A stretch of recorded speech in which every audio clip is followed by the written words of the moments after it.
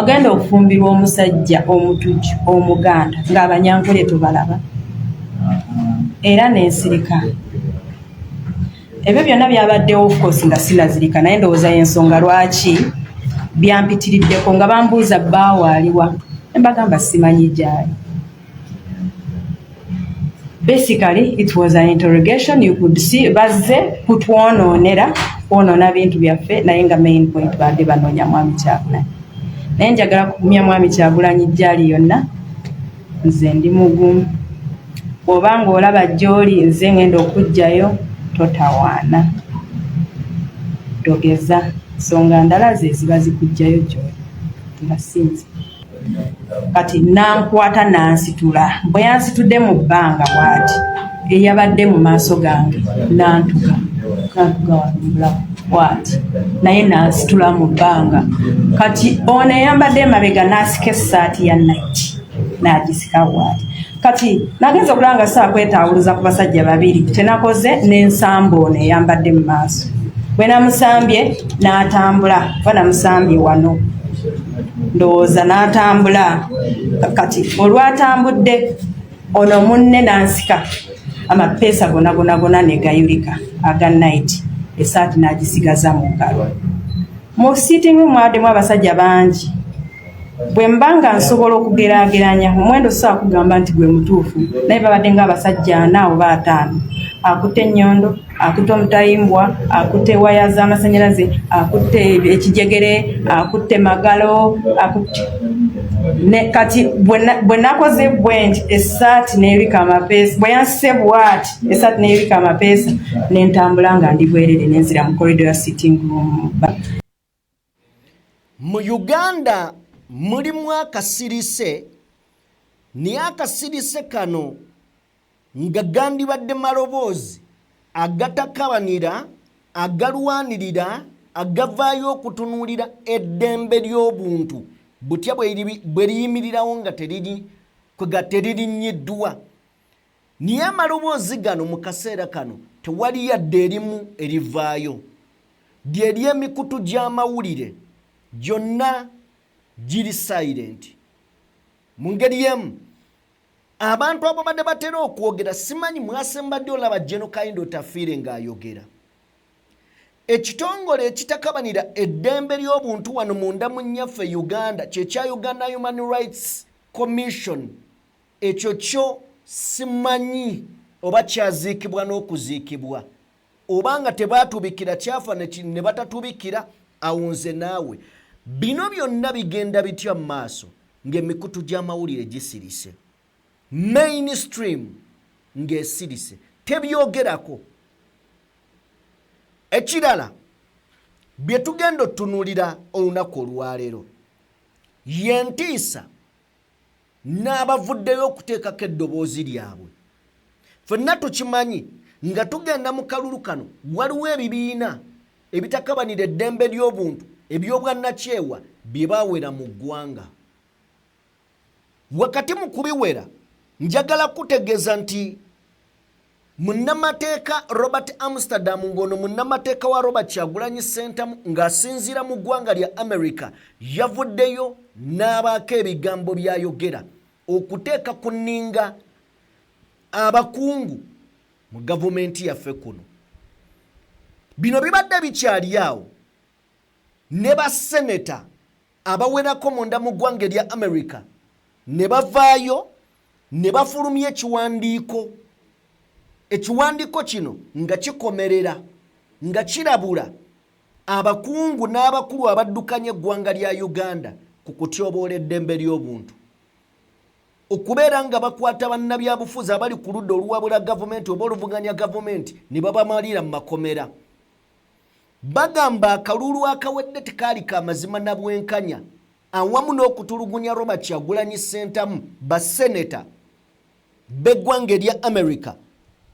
Bagamba nti waliwo kye basobola okukola. Njagala kubuuza wandyagadde babeeko kye bakola oba nedda? Naye nga bwe nkikubuuza njagala ojjukire nti Uganda nsi eyeetongodde erina amateeka agagifuga. Nkimanyi ojja kumbuuza tewali mukisa gwe bayinza kujja weeguli naye guyinza kujja gutya gutandika naawe. Mu ngeri emu tugenda beera byonna nga tubitunuulira.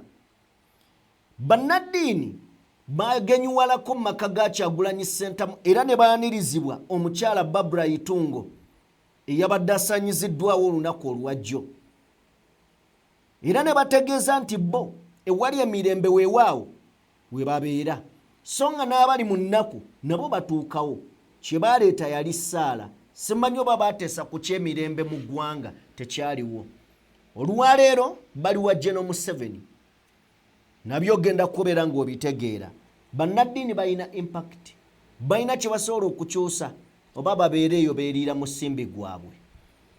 Byonna tugenda biyitamu.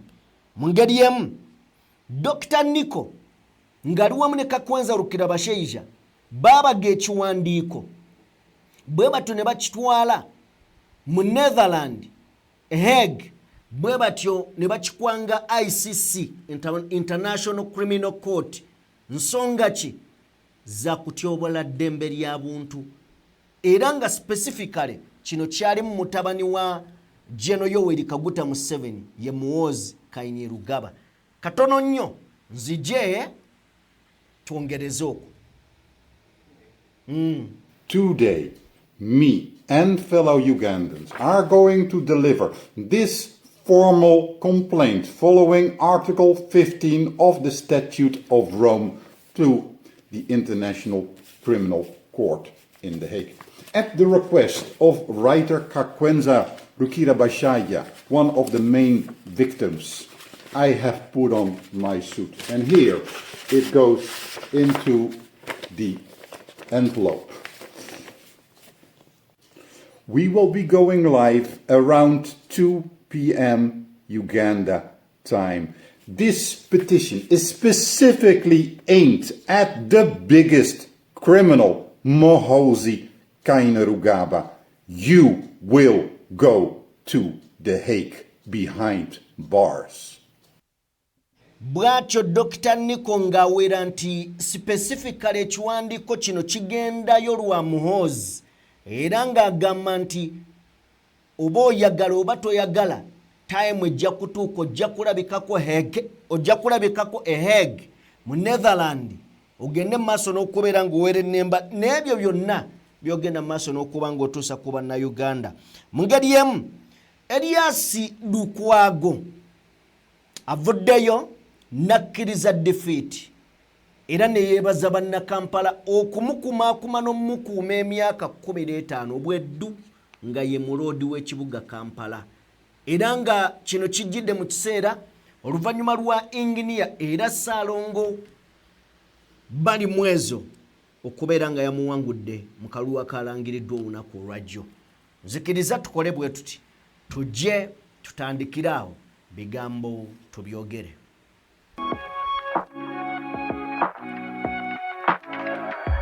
DPTV Uganda, Dawn People Television. Basibo ne banyabo kigenda amaaso muna mukiraba omulumbaganyi amagye bwe gakoze ewaka wa president waffe n'effujjo lyonna lye bakozeeyo tulivumirira, naye tetukoma kulivumirira wabula okusaba nti ffenna tuveeyo tulwanirire eggwanga lyaffe tubeere nga tusobola okuvunika eno embeera eriwo kati ku ssaawa zino. Museveni agamba yawangula akalulu era ne yeewa ne 71%. Kakati bwe ogamba nti wakanja nnyonnyonya abantu ne bakuwagira, lwaki okola bino ebintu ebyokuwamba abantu baffe, okusiba abantu baffe abatali musango, okukijjanya abantu baffe buli kiseera, buli lunaku kati tuzi okukanga waliwo gwe bakutte, waliwo gwe basibye, waliwo gwe bakoze eki, effujjo lyonna lyonna muliraba. Of course bonna babikola kubanga balwana n'ekigambo kye bayita legitimacy mu Luzungu. Bakimanyi nti bannayuganda tebabalonda kifola abakola bino byonna. Kati bakitandise military operation, mulabye olunaku lwa gye bate kutali centers ez'enjawulo nga balangirira abantu ba NRM, abantu baffe bawangudde n'ebirala byonna. So tujja kukola kitwetaaga kukola mu mateeka, okugenda mu kkooti n'ebirala, naye ate ffenna tukimanyi kati nti ekyo si kyekisinga obukulu okwelwanawo twetaasa mu mbeera eno gitulimu.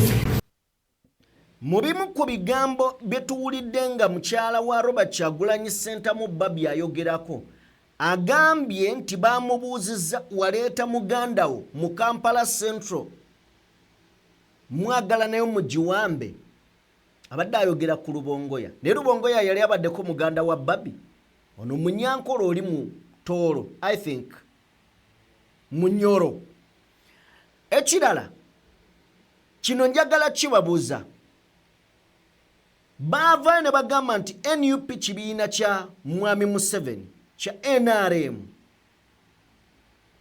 Mwami Museveni kati ali mu kurashinga kibiina kye ali mu kusiba kibiina kye buli yakyogera oyina ekizibu ku mutwe ekyokubiri baava ne bagamba nti Lubongoya akolera Mwami Museveni era bangi bagamba Lubongoya ateekwa okuyitawo ku kifo kya Kampala Central kubanga mbuba muteekateeka ayitewo kuba yagenda okubeera president wa NUP addako teyayiseewo Mwami Museveni yalemereddwa okuyisaawo omwana gwe yaleeta oba mbegawe mbanirizaako bassebo ne bannyabo buli omu gy'osinziira okubeera ng'otugoberera abali mu bitundu by'ensi eby'enjawulo mwebale nnyo mwebalire ddala okubeera nga mutwegasseko baana ba maama baana ba ssebo njagala onzikirize vidiyo gimpeere like buli wogjiwa like kigiyamba okudduka sipiidi yayiriiri netuuka ku buli ssekinnoomu ayagala okubeera nga agiraba nja kukusaba eyakatwegattako genda maaso n'okubeera nga osubscribinga bwe tujja wano tetwataakinga tetulumba era tetukkakkanya bitiibwa by'abantu newankubadde oyo omuntu ayinza okuba nga akoze ekikyamu ne tetukkakkanya tetudisrespectinga bitiibwa by'abantu njagala kutandika n'emboozi esooka Banaddiini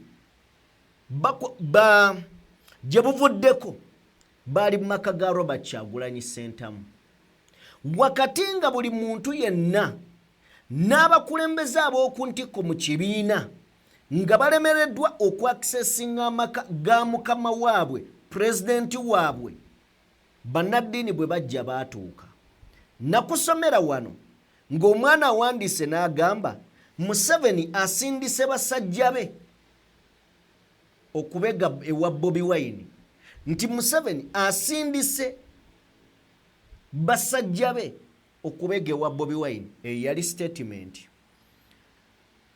neŋŋamba bano Banaddiini Oweekitiibwa Kazimba Mugalu bw'ayogera yategeeza nti ffe tuli Banaddiini tunakuwala n'abanakuwala era tubeerawo y'ensonga lwaki tuli wano y'ensonga etuleese kunakuwala nammwe n'okubazzaamu amaanyi naye ate era tusanyuka n'abasanyuse kye yali ategeeza kyeki olunaku olwaleero Banaddiini bakutte ekkubo bwe batyo ne boolekera ewa Generaali Yoweri Kaguta Tibahaburwa afuga eggwanga lino era nga Mwami Museveni ali eyo ku gye bayita Coffee Resort Beach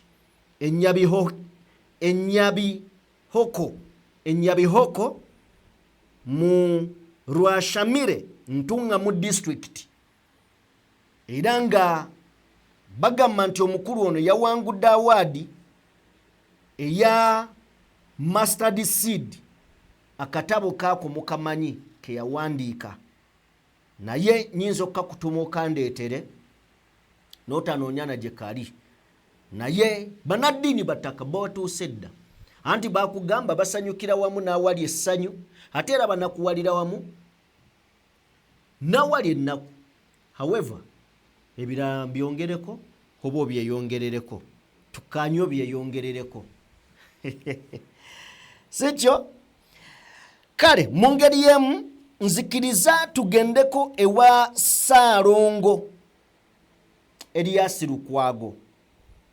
Lukwago yatulabyeko nnyo naye with all due respect Lukwago avuddeyo ne yeebaza bannakampala omuwa omukisa era nakkiriza defeat agamba wadde akalulu kabaddemu emivuyo ne si bye tugenda okutunuulira kanneebaze bannakampala n'ensonga endala zikoonyeko ze ndowooza nti za muzinzi era weetaaga okubeera ng'oziwulira. Katuulye ku bigambo bya Lord Mayor. Buddenze kati okuyita migoso baneejo bingi ebyabaddewo reports ezirina wano bino si budde bwange bwakugenda mwezi. Olwaleero ekibayisizza wano kwekubategeeza yadde ebyo byonna bibaddewo, yadde emigoso bano gyonna gigenze mu maaso gye tumanyi ne gye tutamanyi. Ekisooka kwe kibagamba nganze okwagerera nakkiriza kyekiddako ku sayidi ya Lukwago. Mukimanyi bulungi ndi mulwanyi Namibia mu ggwanga, era obulamu bwange bwonna okuviira ddala nga ndi mu yunivasite nayingira 1993 netuyingira UID Nkoba Zambogo netutandika entalo siddanga mabega oba nyina ofiisi oba sirina lutalo, era amaanyi gensigazza kati genyina ne resources zange zenina ngenda kuziteeka mu lutabaalo olw'obwenkanya. Mukimanyi bulungi era kino nakimu kyenyumirizaamu. Lukwago nettanira nnyo obwenkanya, justice, era kino nkivumiza nga njagala okukyemphasizinga nti without justice there cannot be peace, without justice there cannot be stability. Kyova abaffe abalwanirira social justice, obwenkanya tusimba nnyo ekisira ku justice. Amaanyi gange ngenda gateeka okulaba nga abo abatalina mwansiza abatulugunyizibwa abeetaaga obwenkanya mbawo obwenkanya obwo mbalwanirira okusinziira ku busobozi bwange, ate nga situnulidde bibiina byoba kino oba kiri.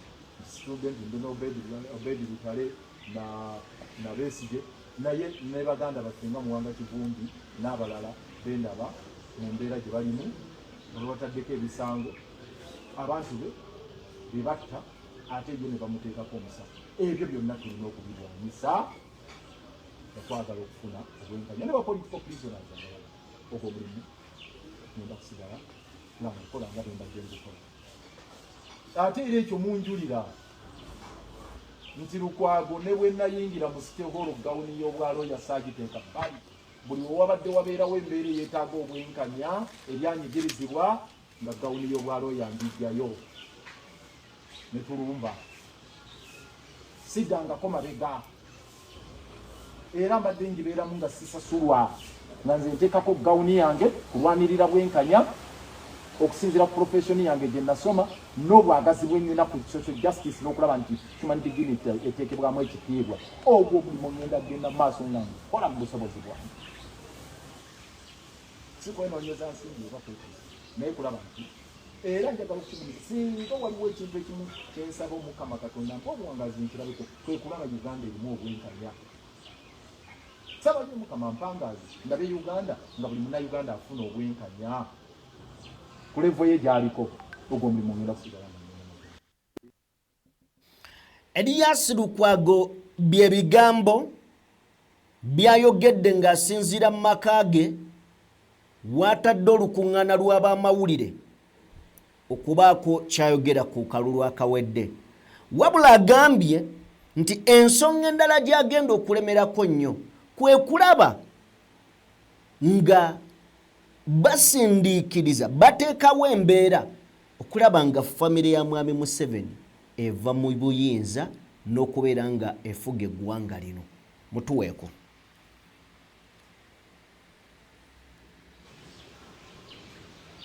Entalo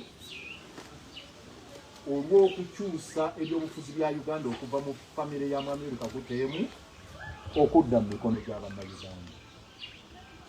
Tulina disconnect. We have a disconnect between the constitutional order and the political order. I didn't say this in English. A disconnect between the constitutional order and the political order. The existing politics does not speak to the constitutional order. The constitutional order dictates the sovereignty of this country to be with the people, but the political order dictates otherwise, that the sovereignty resides with Yoweri Kaguta Museveni. So that clash between the political order and the constitutional order is a matter of great concern to all of us. Olwo olutalo olw'okugamba nti obuyinza ssemateeka agamba buli mu bantu namireye olwo olutalo bannayuganda be basalawo ani adda mu ofisi y'obwa pulezidenti. so si kusalawo nti muhozi era embeera ereeta muhozi mugiraba egenda maaso n'okweyenya olwo olutalo lugenda maaso okulaba nga eggwanga lidda mikono gy'abannayuganda nga nkozesa platforms endala. Of course office ya road mayor egimu ku misango egyateekebwako emyaka gyembaddeyo nti ngikozesaamu ebyobufuzi ebyokwagala okutuusa ekyala kyesikyusa ebyokutuusa bwami kakati eyo platform kituufu egenza naye tekitegeeza nti olutalo lukomaawo. Platforms endala weeziri era tugenda kuzikozesa tugende mu maaso. Ye abadde omuloodi akyali muloodi okutuuka ndowooza mu mmeeya awo. So Erias Lukwago zikiriza nkutegeeze nti wakati mu kasirise ebintu bingi bigenda mu maaso nga tuyingira akalulu ka 2021 ebibiina ebyenjawulo ebirwanirira eddembe ly'obuntu ne organizations ez'enjawulo zaggalwawo. Omwali chapter 4 protecting civil liberties and promoting human rights for all ekibiina ekyo kyaggalawo. Uganda National Ngoma Forum nakyo kyekimu ku ebyo ebyaggalwawo n'ebirala. Tugenze okutuuka wano wetuli angoberera ng'abantu bangi tebakyasobola kuvaayo ne boogera. Ebitongole byandibadde byogera byonna byasirika nga Uganda Human Rights kino kyo kisavinga direct president newankubadde kyandibadde kitunuulira bannayuganda. Kakati abo ababadde voko nga Sarah Bireete bano bali mabega wa mitayimbwa. Dr. Retired Kano Kizza Besigye ali mabega wa mitayimbwa. Muwanga Kivumbi ali mabega wa mitayimbwa. Dr. Rina Zedriga ali mabega wa mitayimbwa. Jole Jacqueline Katushaba ali mabega wa mitayimbwa. N'abalala bangi mwogattira ba activists Edmutwe abakulembeze nga Alex Waiso Mufumbira, Doreen Kaija, baganda baffe ba Bobby Yanga, Bobby Giant, bonna bali mu makomera. Abalala bali mu ttaka. Webale nnyo akatambi ako. Abalala bali mu ttaka. Kakati kino kitanudde oba embeera yabaddewo abali ebweru bye bayitamu byebyo mukyala wa Robert Kyagulanyi Ssentamu bye experiencinze ekiro ekikeeseza olunaku olwaleero. Tabirabye leero bibadde nga bibeerawo just kino kyasusse ogw'omulamuzi nti twajja twogera ne nkugamba nti bamanyi oli taliiyo. Bw'aba taliiyo banona kye w'omukazi omufumbo unless nga baagala mukolako bikolwa bya nsonyi. Kino ekyatuuseewo ekiro simanyi oba waliwo omwogezi yenna ow'ebitongole ebyokwerinda asobola okuvaayo n'akiwolereza kuba ne bwe tutuukidde wano sinnabafuna kulaba statement yonna ekolebwa poliisi oba amagye. Okusinziira ku byabaddewo batugamba nti wabaddewo amagye g'SFC, wabaddewo amagye aga UPDF, abali mu yunifoomu n'abatali mu yunifoomu naye nga batamiivu bawaddanga. Mu ngeri emu bakozesezza ebisi ebinene okamala ennyondo omwabadde ebintu eby'enjawulo ne babba ebintu bingi nga betugenda obiwulira nga babyabyogera. Kakati embeera eno ey'okunyigiriza okuteeka abantu ku kisenge etuuse okubeera nga munnayuganda ali eyo awagira enkyukakyuka leero omwana wo bwakugamba nti maama taata nsazewo neesimbewo ekatikamu north omwana osooka muga mwana wange kola eddaame. Ne munnayuganda yenna agenda leero okuyingira mu byobufuzi tebikyaliko kifo nti oba kitono oba kinene. Emu ku ndagaano ne by'olina okuleka emabega olina okuleka ng'owandiisa eddaame kuba oyinza obutalikola. Bino byonna bituuseewo. Robert Amsterdam munnamateeka wa Robert Kyagulanyi Ssentamu avuddeyo oba yavuddeyo n'abaako obubaka bw'ayogera era ng'agamba nti I have just spoken to His Excellency Bobi Wine. Era n'abaako boolyawo by'agamba. Robert Amsterdam agamba bagenda kukozesa enkola yonna. Tugenda kukozesa enkola yonna eriwo oba esoboka okakasa nti tuprotectinga n'okukuuma oba okukuuma Kyagulanyi Ssentamu. The international community must not be complicit in the ongoing attack on the people of Uganda. Robert Amsterdam n'ayongerayo n'agamba Ugandan militia must move away from His Excellency Robert Kyagulanyi Ssentamu Bobi Wine's residence with his wife alone. Nga bw'ozirengerawo. Ayongerako Amsterdam mu mboozi gy'abadde agezaako okunyumya ng'akoowoola abakulu mu ggwanga erya America n'ebitongole eby'enjawulo okwetooloola ensi okuvaayo okuyambako Uganda. Omulanga guno njagala okutegeeza nti tegwafudde ttogge. Tubadde tuli awo ekiwandiiko ne kifuluma. The Trump administration and US State Department must use all tools available, including a review of US security assistance, to hold individuals in Uganda accountable for undermining democratic principles. Okategedde nti basobola okukozesa means zonna ezeetaagisa ezisoboka okulaba nti ebitongole by'okwerinda biyambako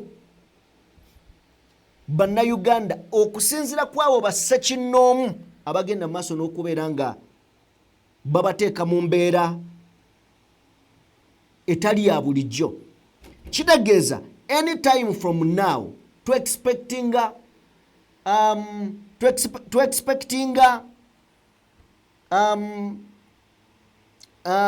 bazita batya, tusuubira sanctions okuluma ku banene abamu wano mu ggwanga. Ng'ovudde ku ekyo ekiwandiiko ekimaze eggobe mu kibya kye kino kye ngenda okubeera nga nkusomera mwana wa maama oba nga nkuyitiramu. Kiva mu baseneta abawerako mu ggwanga lya United States, USA bwe tuba twogera tugamba nti super power. Simanyi oba okiwakanamu. Baseneta okuli Jenny Shanehi ne Kore Baka n'abalala bavuddeyo ne bawakanya ne bateeka ku nninga era nga bagamba nti akalulu akaakubibwa ng'ennaku z'omwezi 15 January 2026 akalulu kano tekaali democratic, tekaalimu na mazima na bwenkanya era nga bagamba nti bano baagala democracy abukaalire ddala, si kubukaala kwokka, baagala abo abagenda bakwata oba okucunya abantu okubeera accountable. Era bagamba nti statement eno eyafulumya olunaku olwajjo Senator Jenner ne banne ono nga avuna member of the Senate Foreign Relations Committee ke kachiko kwatuula ne gwe nkugambye ko gwe bayita Kore Baka ono member of the subcommittee on Africa and Global Health Policy naye avuddeyo of course n'abalala n'agamba nti ekimala avuddeyo n'avumirira electoral process eyayitibwamu mu Uganda era ne bavaayo ne bagamba nti ebikolwa ebikolebwa Mwami Museveni ne mutabani we bimenya amateeka okukwata abantu ne bamalirwa mu makomera era wano banokodde erinnya erya Dr. Kanokiza Besigye ne banokolayo erinnya erya omulwanirizi w'eddembe Sarah Bireete ne banokolayo effujjo eriri mu kukolebwa ku booludda oluvuganya gavumenti nedduka aliwo ku Robert Kyagulanyi Ssentamu bano bagamba nti embeera yonna etwala abantu okubeera nga bariskinga obulamu bwabwe tebagenda kubeera nga bagigumiikiriza. Embeera yonna erimu okubeera nga abantu obulamu bwabwe bugenda tebagenda kubeera nga bagikkiriza. Neewulira bagamba the Trump administration and US State Department must use all tools. Ekyo kikwate bulungi. The Trump administration and US State Department must use all tools available, including review of US security assistance, to hold individuals in Uganda accountable for undermining democratic process. Ogamba nti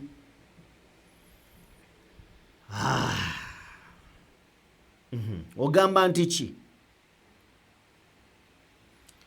twavudde tulaba General Muhoozi ng'agamba nti munene era talina muntu gwatya naye my dear waliwo abantu b'olina okutya ebyaddala waliwo b'olina okutya. Tukkirize abakulu bawulirizeeko. Omanyi bagamba nti amalala gakulembera ekigwo. Si lugero lwange, amalala gakulembera ekigwo. Gwe buli wolowooza nti oli waggulu okkira ku buyenna gw'olaba mu nsi eno, oyinza okuwanukayo nga ne b'osuubira okuteekako amaanyi tebagataddeeko. Ffenna kye twandisabye mu nsi gy'emirembe.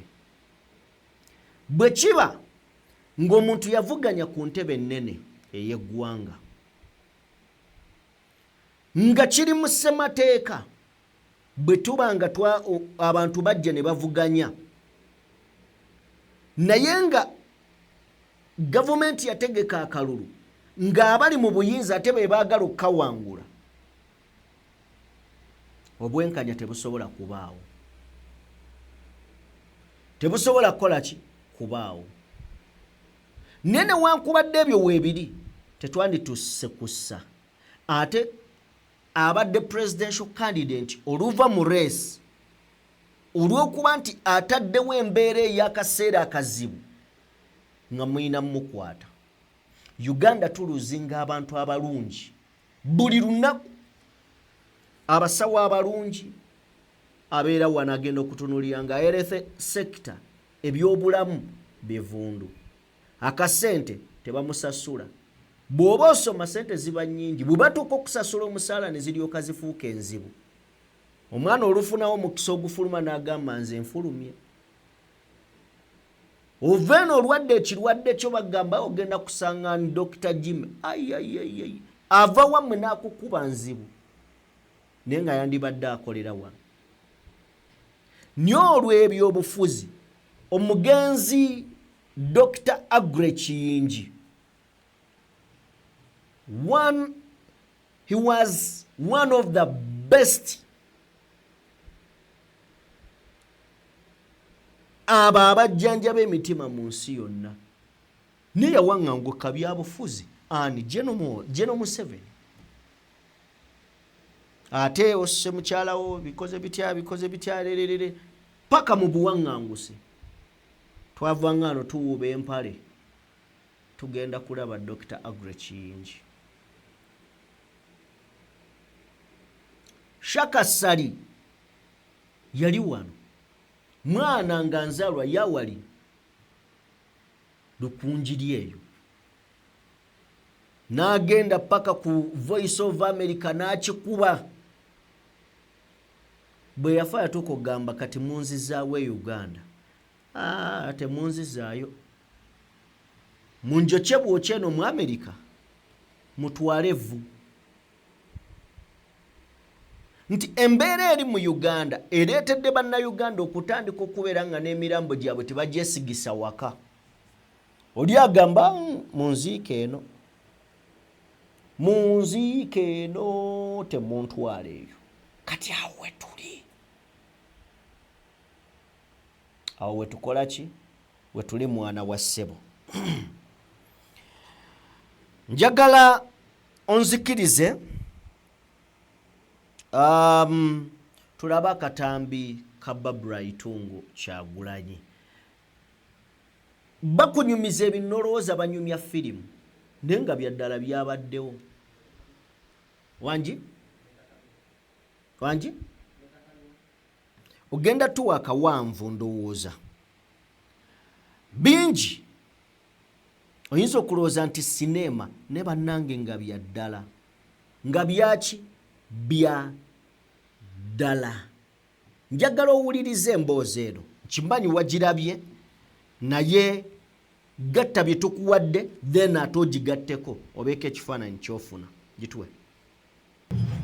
Batutte buli simu, batutte buli laptop, batutte buhufazi, batutte power bank, batutte charger, batutte airpods ne camera system yaffe yonna bagisumuluddeyo ne bagitwala, ne monitor ne bagitwala ne bamala. Twagenza okumaliriza bino byonna jjukira nze n'adde mu kifo kimu nga asikaali waffe badde bamukubidde ebweru. Bagenza okumuzza mu nju okumufoosinga okubatwala waggulu mu kisenge kyaffe okubalaga. Bamubuuziza basement eriwa. N'abagamba ndi mupya wano sirabanga ku basement. Kati bagenza omumuleeta waggulu nga ndaba atiriiko musaayi. Bamumenye n'erinnya. Yabadde ku mpingo. N'omuvubuka omulala era abeera naye. Kati omuwala era bamugye mu nnyumba ye ne bamuleeta. Mukazi wa teyadde akutte Bayibuli. Ne bamubuuza abaana baalagawa.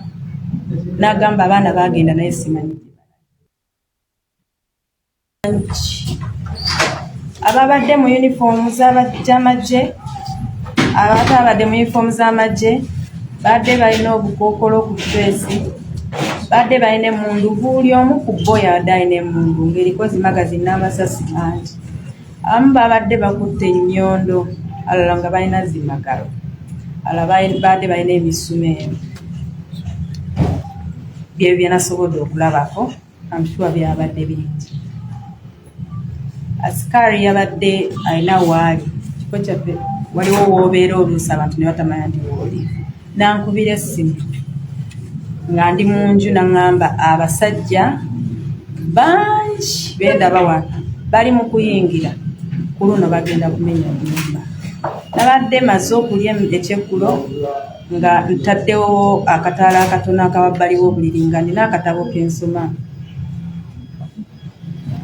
Bwe yakiŋŋambye ettaala ne njiggyako akatabo ne nkazingako ne nva mu buliri.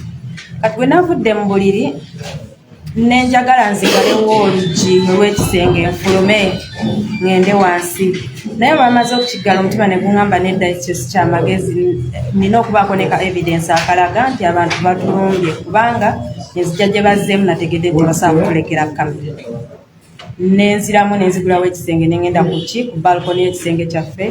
Nensanga abasajja bataddeko amadaala bategeka kulinnya naye nga waliwo n'abalala abali mu kutambula kati abo benasobodde okukwatako akatono ako nenyingira nezigalawo olugi lwa balkoni vidiyo nengisindikira mutabani waffe Solomon nemukubira n'omukubira nemugamba abasajja batulumbye kati nenkubira ne mutabani waffe omulala Dax lwakuba tumuyita mutabani waffe naye muganda w'omwami wange nemugamba Dax kiwedde abasajja bayingidde nagamba okay then nenziruka nenzigulawo olugi nenzigalawo olugi lw'ekisenge kyaffe basobole okusigala mu kisenge buying time bali abakola ki abayambuse naye we nakkiridde amadaala natuukidde mu maaso g'abasirikale bangi nga buli ddinisa lirimu abasirikale nga 10